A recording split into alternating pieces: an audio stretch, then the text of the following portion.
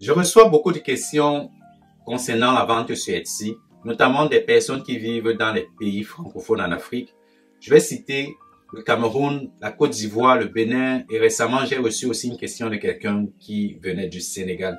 Parce que je reçois beaucoup de questions, je vais donc faire beaucoup de vidéos concernant la vente sur Etsy et j'espère que ça pourra vous aider à vous lancer sur Etsy. Aujourd'hui, on va parler de l'inscription sur Etsy, tout simplement de l'inscription.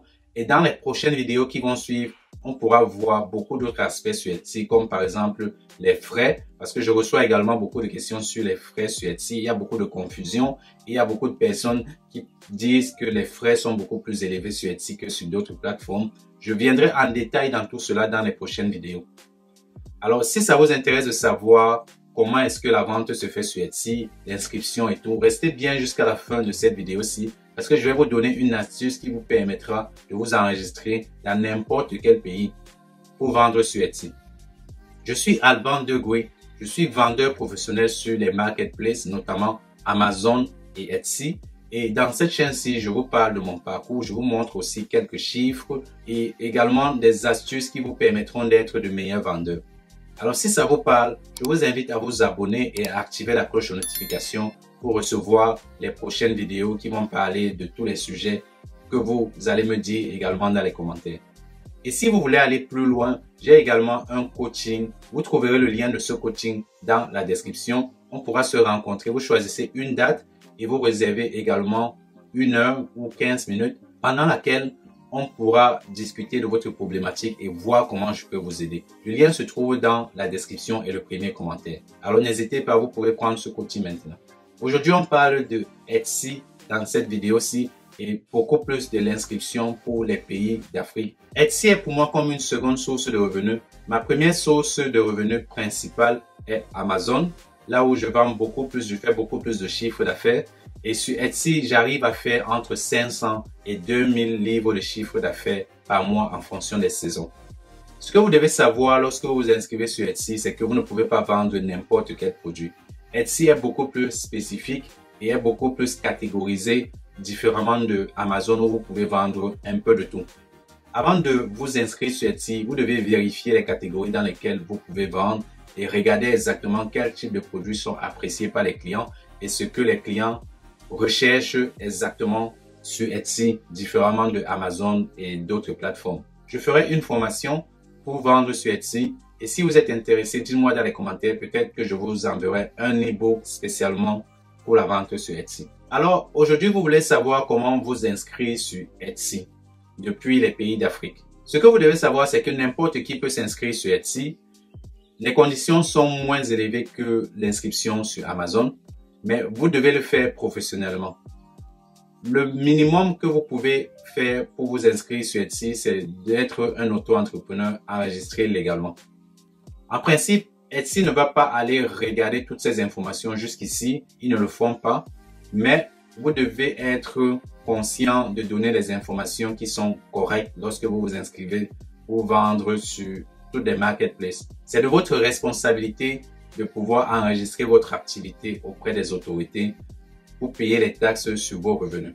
Lorsque vous avez donc enregistré votre entreprise sur Etsy, la prochaine étape consiste en fait à configurer la devise. Je ne sais pas trop pourquoi Etsy le fait, parce que Etsy propose également votre produit dans différents pays. Un avantage ou un inconvénient avec Etsy, c'est que lorsque vous mettez vos produits en vente, ces produits sont visibles dans tous les pays dans lesquels Etsy propose ses services.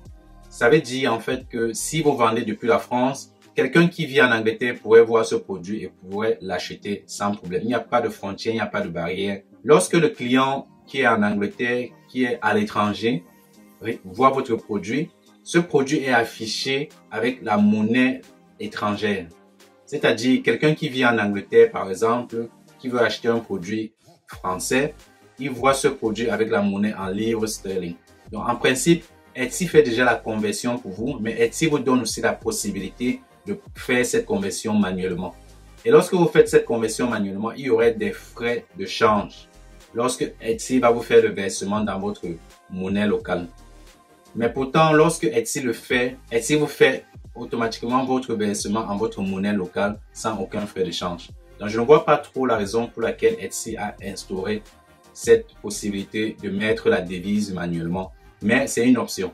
Une autre chose à savoir lors de votre inscription, c'est que Etsy a son propre mode de paiement des vendeurs, qui est totalement différent des autres modes de paiement. Amazon a également son mode de paiement, mais qui s'étend en dehors de la plateforme d'Amazon, que vous pouvez utiliser pour faire toute autre chose. Avec Etsy, vous ne pouvez l'utiliser que dans la plateforme d'Etsy. Et lorsque vous vous inscrivez, vous devez vous enregistrer pour accéder à ce mode de paiement. Avant 2021, il y avait la possibilité de vendre sur Etsy avec différents modes de paiement, mais depuis l'instauration de ce mode de paiement, il est beaucoup plus difficile de s'enregistrer sur Etsy. Ce mode de paiement, en principe, facilite les choses et sert de passerelle lorsque les clients veulent acheter sur Etsy. En principe, avec ce mode de paiement, Etsy donne la possibilité aux vendeurs de ne pas s'occuper des litiges au moment où les clients font des réclamations. C'est Etsy qui se charge de ça et ça donne la possibilité donc à l'acheteur lui-même de ne pas fournir toutes les informations directement à sa banque, mais directement à Etsy. Et c'est la raison pour laquelle Etsy a instauré ça. Bien avant, Etsy donnait la possibilité aux vendeurs de recevoir de l'argent par PayPal. Avec PayPal, lorsqu'il y avait un litige, le client était obligé de retourner vers PayPal pour créer le litige et ensuite réclamer son argent. Mais depuis l'instauration de ce nouveau mode de paiement, tous les vendeurs et tous les acheteurs règlent le litige directement dans la plateforme de Etsy. C'est l'une des raisons pour lesquelles ils ont instauré cela et c'est un inconvénient pour les personnes qui veulent s'inscrire depuis 2021 sur Etsy pour vendre et qui ne sont pas dans la liste que nous allons voir dans un instant. Il y a juste que 2 pays africains qui sont dans la liste pour le moment, mais Etsy est en train de travailler dessus pour étendre sa liste sur d'autres pays. Pour le moment, il n'y a pas encore de date, mais lorsque il y aura une mise à jour et que je serai informé, je ferai une prochaine vidéo pour vous en informer. Alors, si c'est quelque chose qui vous intéresse, likez cette vidéo, abonnez-vous et activez la cloche de notification pour recevoir les prochaines vidéos qui vont parler de Etsy spécifiquement. Alors, comme je le disais, Etsy propose juste son mode de paiement Etsy aux vendeurs, mais aux acheteurs, Etsy propose plusieurs types de paiement. Vous pouvez, en tant qu'acheteur, payer sur Etsy avec les cartes de crédit, avec votre compte bancaire par virement, avec PayPal également. Mais en ce qui concerne les vendeurs, vous n'avez la possibilité que d'utiliser le mode de paiement Etsy. Etsy, ensuite, vous versera votre argent dans votre compte bancaire ou alors dans votre carte de crédit. Et cette règle n'est disponible que depuis 2021, depuis mai ou avril 2021. Bien avant ça, toutes les personnes qui ont créé leur boutique sur Etsy avant cette date-là peuvent toujours utiliser PayPal pour recevoir de l'argent. Ce qui veut dire qu'il était bien possible de vendre sur Etsy depuis tous les pays du monde entier lorsque vous avez la possibilité d'avoir PayPal et de retirer votre argent depuis le compte PayPal. Depuis que Etsy a instauré ce mode de paiement, les pays qui peuvent vendre sur Etsy sont bien entendu les États-Unis, la plupart des pays de l'Europe et juste 2 pays de l'Afrique qui sont le Maroc et l'Afrique du Sud. Donc si vous ne faites pas partie de ces pays-là, il vous sera très difficile de vendre sur Etsy. Je vous mettrai le lien dans la description pour voir la liste des pays qui peuvent vendre sur Etsy. En fait, ce que vous devez comprendre, c'est que pour vendre sur Etsy, il faudrait que Etsy puisse proposer ses services de paiement dans votre pays.